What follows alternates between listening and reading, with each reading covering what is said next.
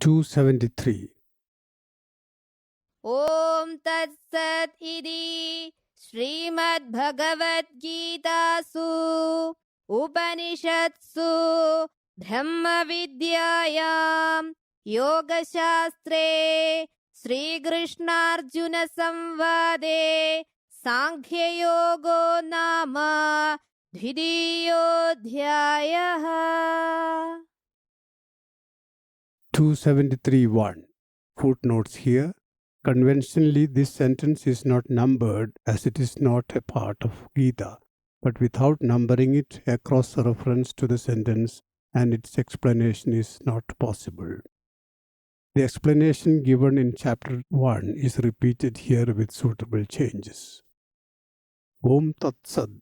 Thus ends the second chapter called Sankhya Yoga, in the dialogue between Sri Krishna and Arjuna, in the Upanishad of the glorious Bhagavad Gita, the science of yoga, the knowledge of the eternal.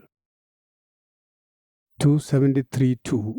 Let us figure out the meaning word by word. Om Tat Sat is an auspicious mantra recited usually at the beginning and end of an important activity. Om is the supreme mantra, Tat means that, and Sat means absolute existence. But these literal meanings hardly convey what they signify. They epitomize in one phrase all the teachings of Veda. These three words indicate the eternal, says Gita in śloka 17:23. 273.3. Srimad Bhagavad Gita Su means in the glorious songs of Bhagavan. Here the plural is used to describe Gita. This could be a way of showing reverence. It could also be because the teachings are many. The song sung by Bhagavan is described as the Upanishad, which are parts of the Veda.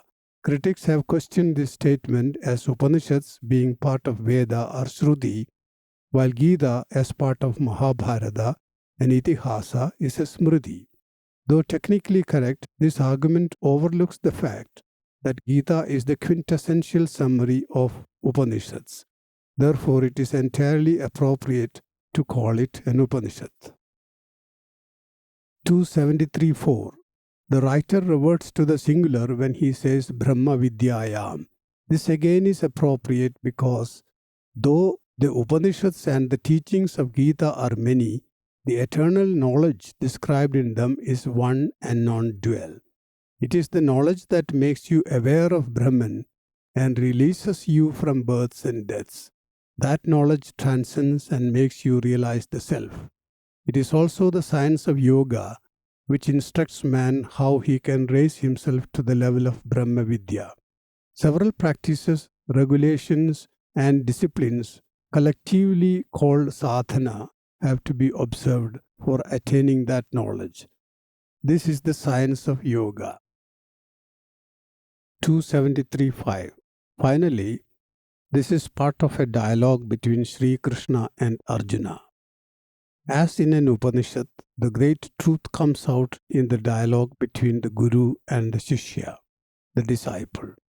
The eternal knowledge is not to be obtained by argument, but by approaching a Guru and hearing from him. That is what is implied in the presentation of the whole thing as a dialogue.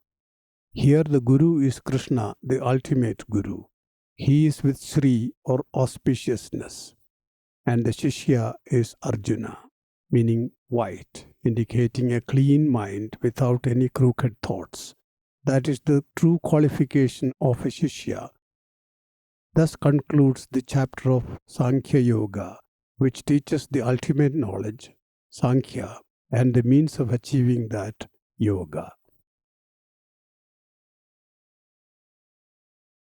Thus, this audio course of 93 uploads comes to a close.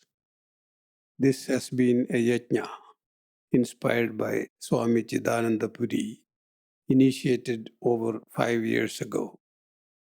The early works of the translation started in St. Andrews, Scotland in about 2008 as an amateurish attempt with a group of friends. The person who contributed most was Mr. John Ferguson. Unlike a typical Westerner, he does not view Gita as a religious text, but as a teaching for all. The translation had been published, but the audio recordings, including Swamiji's, hibernated until my son Sonit could find time to work on the project. And he did it without any interruption through the past 42 weeks. The timing couldn't have been better.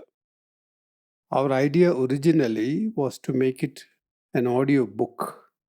It was Srimati Leela Mayi who came up with the brilliant suggestion of presenting this as a weekly audio course on the Ashramam YouTube channel.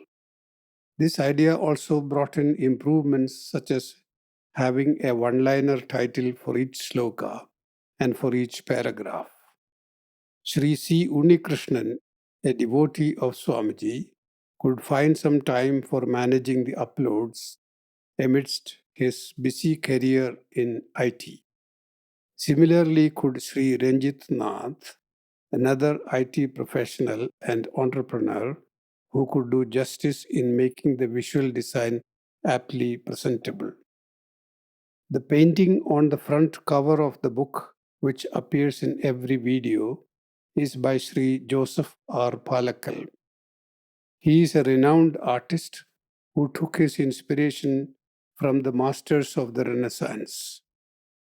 His paintings have found a place in the residence of the President of India and a number of other places inside and outside the country. Some viewers have asked me what it represents.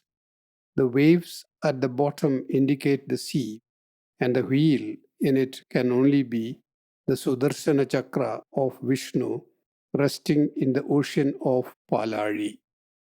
Out of that comes to the earth Krishna with his peacock feather. The fire is the wisdom or Jnanagni emanating from him as Bhagavad Gita, giving light to the entire world. The mellifluous recital of the shlokas has been appreciated by many.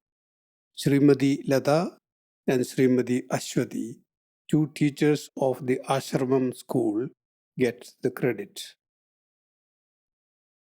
Let me express my gratitude to all these facilitators. Above all, I would like to thank you, the listeners.